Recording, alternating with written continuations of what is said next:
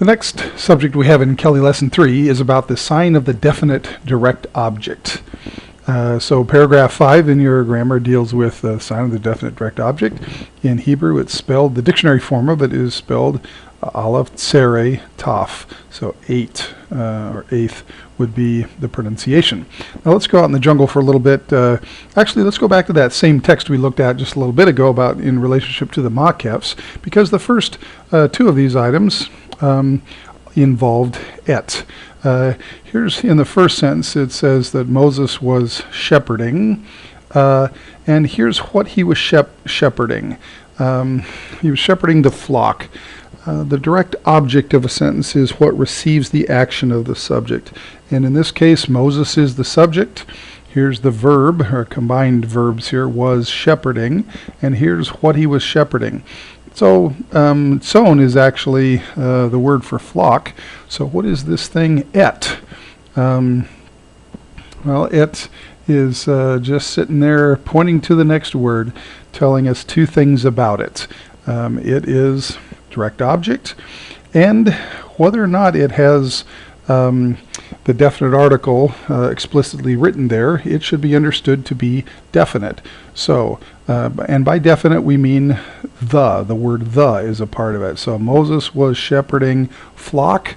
No, this et says it's the direct object, and it's also definite. Moses was shepherding the flock. And et does both of those jobs. It tells you this is the next word is the direct object, and it tells you that it's definite.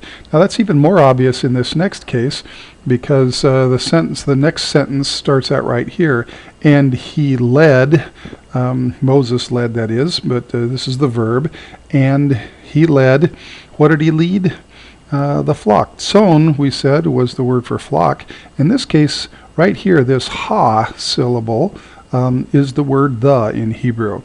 And so in this case, it's explicit with the ha that this is a definite direct object or a definite noun, the flock. But even if it weren't there, as we saw in the previous line, et indicates two things about the following word. It's the direct object, and it's definite. So this is what you get when you go back and look through Kelley's grammar, how he describes it. A definite object is a word representing a person or a thing, and it's upon which the action of a verb is performed. An object can be either definite or indefinite, and that's true in English and in Hebrew.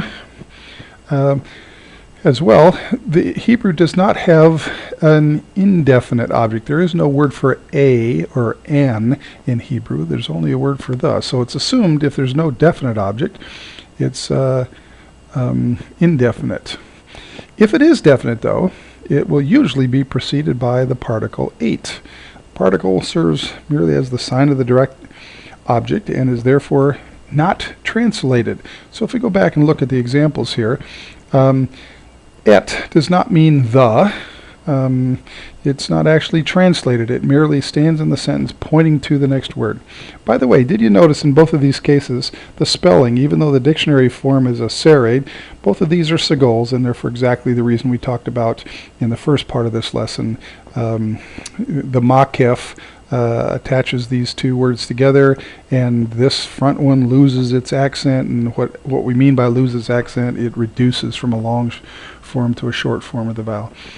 So there it is. The sign of the definite direct object does two things. So when you go to the quiz here, the second part of the quiz says et is used to indicate two things about the following word. What are they? Number one, it's the direct object, and number two, it's definite.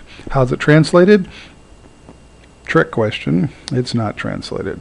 So that covers it for sign of the definite direct object.